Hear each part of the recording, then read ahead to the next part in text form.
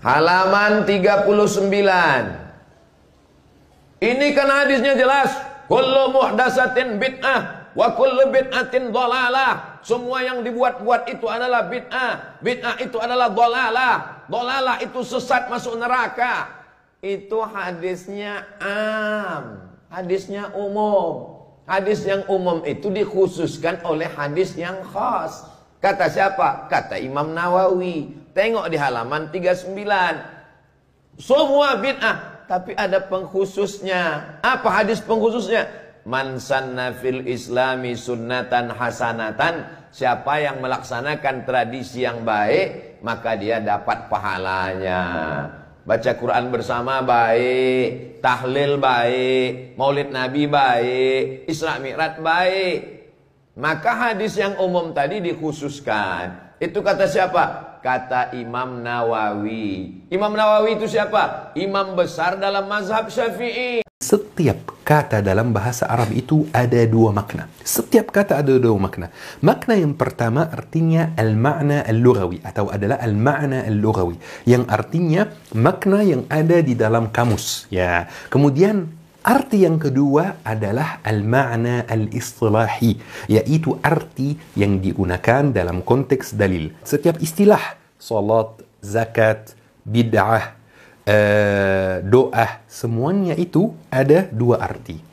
Arti lugawi dan arti istilahi. Ayo kita misalnya cek bersama kata salat, istilah salat. Istilah salat itu punya dua arti. Yang pertama adalah al-ma'na al-lughawi, yaitu doa. Salat itu artinya dalam kamus doa, teman-teman. Dan ada al-ma'na al-istilahi. Salat itu maknanya yang istilahi adalah gerakan yang dimulai dengan takbir dan diakhiri dengan taslim. Ini al-ma'na al-istilahi yang digunakan dalam konteks dalil, digunakan dalam ayat, digunakan dalam hadis Rasulullah sallallahu alaihi wasallam. Baik teman-teman, bagaimana dengan istilah bid'ah? Baik, ayo kita cek dua-duanya, dua makna. Yang pertama al-lughawi, yang kedua al-istilahi. Kata bid'ah secara lugawi, secara al-ma'na al-lugawi artinya sesuatu yang baru, murni sesuatu baru, teman-teman. Tidak ada kaitannya dengan dalil sama sekali. Karena kita masih membahas al-ma'na al-lugawi, makna yang ada di dalam kamus. Maknanya sesuatu yang baru, murni baru. Bahkan orang-orang Arab kalau misalnya mengatakan saya menemukan cara baru untuk melakukan ini atau itu, mereka mengatakan ibtada'tu kadza wa kadza. Ibtada'tu dari kata bid'ah. Saya menemukan sesuatu yang baru. Saya menemukan cara yang baru. Ini untuk jenis pertama atau makna pertama, yaitu al-ma'na al-lughawi, makna lughawi. Bagaimana dengan makna yang istilahi, makna jenis yang kedua? Baik, makna istilahi bid'ah dalam ilmu syar'i adalah sesuatu yang tidak pernah dilakukan Rasulullah sallallahu alaihi wasallam dan tidak bisa dikembalikan ke pokok-pokok agama. Saya kasih contoh, misalnya ada orang yang sangat semangat salat, teman-teman, ya. Dia bilang, kok salatnya cuma 5 kali sehari? Saya mampu salat lebih dari itu. Saya salat aja 6 kali sehari. Maka orang itu harus kita tanya dulu, apakah Rasulullah pernah salat 6 kali sehari, salat fardu? Akan dijawab, tidak pernah. Apakah salat 6 kali sehari itu bisa dikembalikan ke pokok-pokok agama?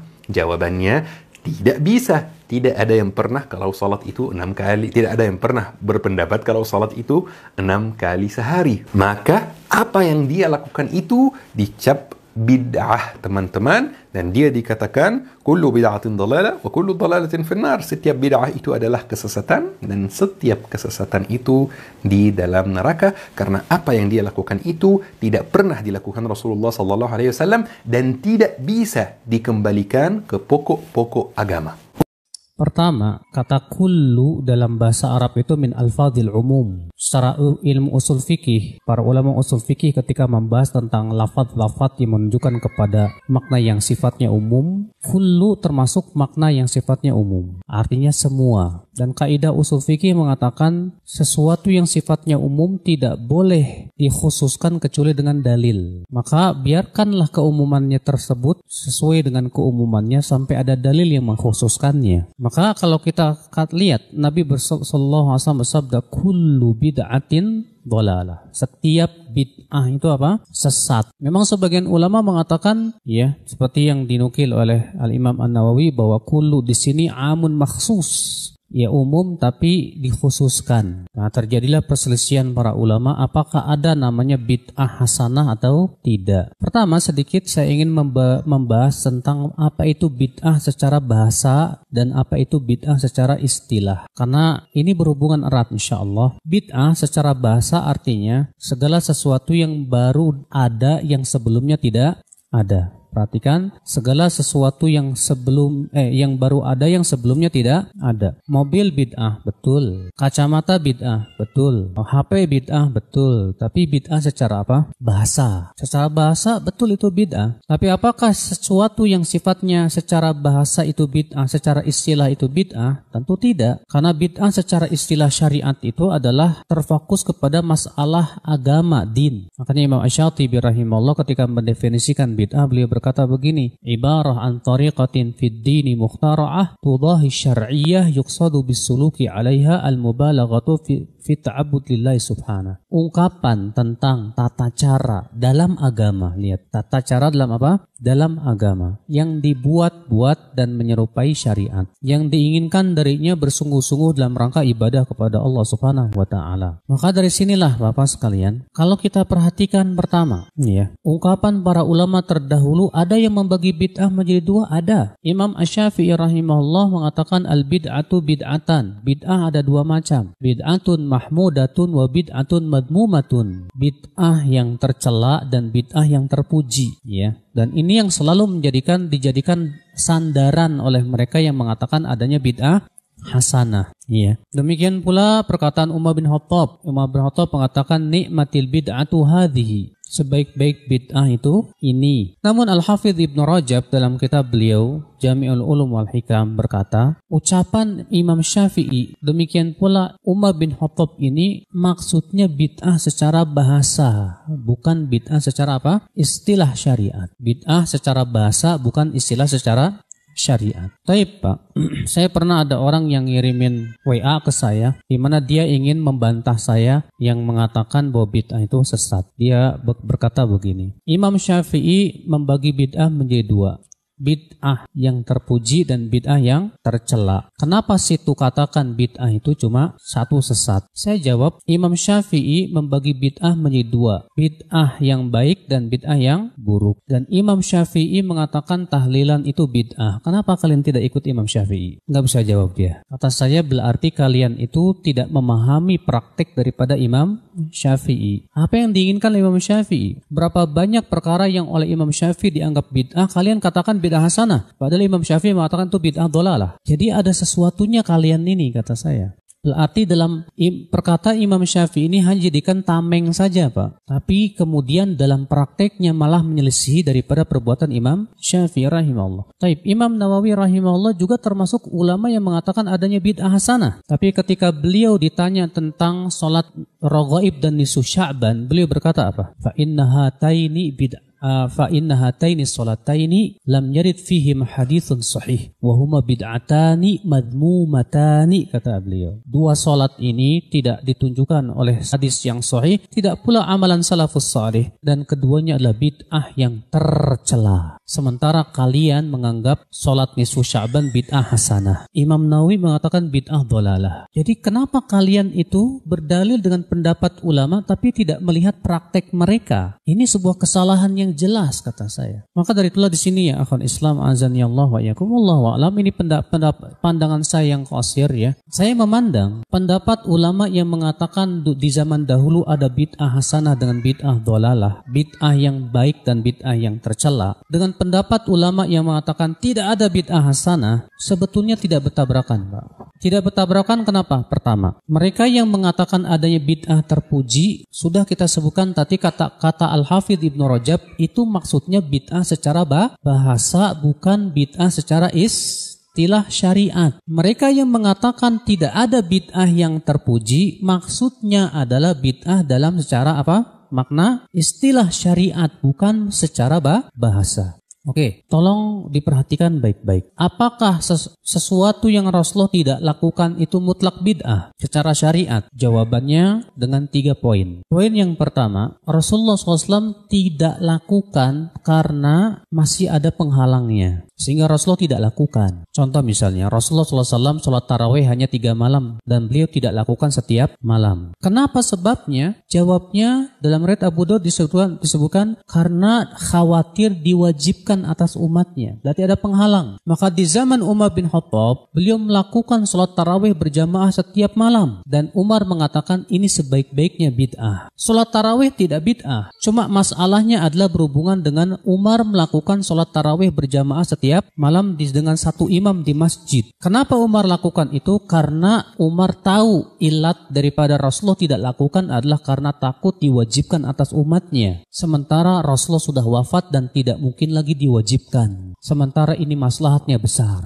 Maka Umar menganggap ini perkara yang baik. Para sahabat pun seluruhnya sepakat atas perbuatan Umar bin Khattab radhiyallahu anhu ardah. Dan mereka menganggap ini tidak termasuk bid'ah. Kenapa? Karena Rasulullah tidak lakukan karena ada penghalangnya, Pak. Di saat penghalang itu hilang dan itu maslahatnya besar, maka boleh dalam syariat. Ini poin yang pertama. Poin yang kedua, Rasulullah tidak lakukan karena belum ada pendorong dan sebabnya di zaman beliau. Belum ada pendorongnya. Contoh, di zaman Rasulullah ada nggak ilmu hadis, Pak? Nggak ada. Ilmu usul fikih ada nggak? Nggak ada. Ilmu bahasa Arab, nahwu, sorof, nggak ada. Kenapa? Belum dibutuhkan. Ilmu hadis itu berbicara tentang sanad. Di zaman Rasulullah nggak ada sanad. Ilmu usul fikih berbicara tentang bentuk-bentuk bahasa. Para sahabat jagonya. Bahasa Arab apalagi jangan tanya. Bahasa Arab para sahabat sefasih-fasihnya makhluk. Dalam bahasa Arab belum dibutuhkan itu bahasa Arab. Belum dibutuhkan ilmu hadis. Belum dibutuhkan ilmu usul fikih. Makanya di zaman Rasulullah belum ada. Setelah Rasulullah wafat, banyak orang yang masuk Islam dan tidak paham bahasa Arab. Dan mereka akhirnya terjadi kesalahan dalam membaca Al-Quran dan hadis. Bahaya. Maka kemudian Ali bin Abi Thalib memerintahkan Abul Aswad Ad-Du'ali untuk meletakkan tata bahasa Arab nahwu. Dalam rangka apa?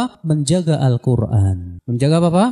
Al-Quran. Berarti, Pak, Nabi, di zaman Nabi, ilmu bahasa Arab, ilmu usul fikih, ilmu hadis tidak ada. Tidak ada, Taib. Kenapa? Sebabnya, Pak? Karena di zaman Nabi belum dibutuhkan. Nah, ketika Nabi sudah meninggal dunia dan dibutuhkan dan itu maslahatnya sangat besar, maka itu boleh tidak? Boleh. Nah, para ulama dalam mengungkapannya berbeda-beda, Pak. Mereka yang mengatakan adanya bid'ah hasanah mengatakan itu bid'ah hasanah. Mereka yang mengatakan tidak ada bid'ah hasanah mengatakan apa? Itu maslahat mursalah. Padahal tujuannya sama.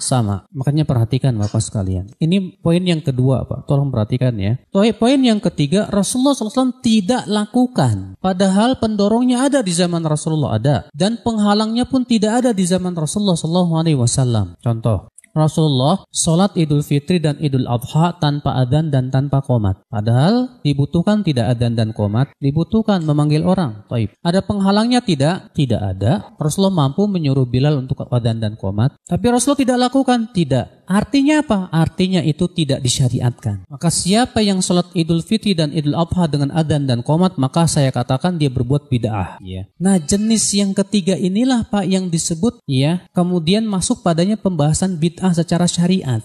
Dan kalau kita perhatikan perbuatan para ulama, inilah yang menjadi sebuah permasalahan, Pak. Ya. Mereka yang mengatakan adanya bid'ah hasanah, ketika memberikan contoh-contohnya ternyata apa? Contoh-contohnya yang sudah saya sebutkan tadi, Pak. Yang Rasulullah tidak lakukan di zaman beliau, karena masih ada penghalangnya atau belum ada pendorongnya. Baru kemudian diada-adakan karena mereka melihat adanya pendorong yang mengharuskan dan maslahatnya besar. Tapi dalam mengungkapkannya mereka berbeda-beda. Yang satu mengatakan ini bid'ah hasanah, yang satu mengatakan maslahat mursalah. Oleh karena itulah Bapak sekalian, kalau kita melihat praktek-praktek para ulama dalam menilai suatu perkara itu bid'ah hasanah, beda jauh, Pak, dengan praktek di zaman sekarang. Di zaman sekarang itu yang penting menurut dia baik jadi bid'ah hasanah.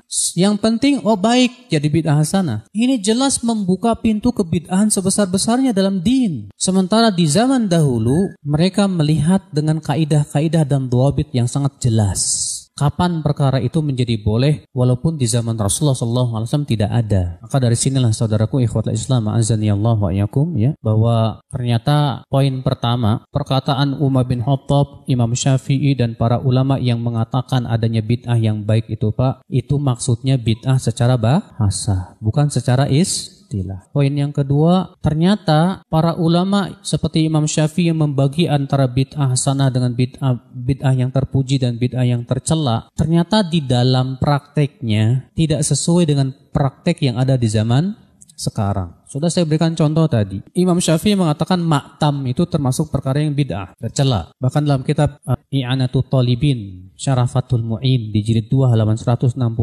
jelas tegas di situ disebutkan bahwasanya maktam, berkumpul-kumpul di keluarga kematian itu termasuk perkara yang bid'ah, ya, bid'ah yang makruhah kata beliau. Nah, ini ternyata tidak dilaksanakan oleh mereka. Berarti prakteknya berbeda. Nah, di sinilah saudaraku ikhwatul Islam azani Allah wa iyyakum.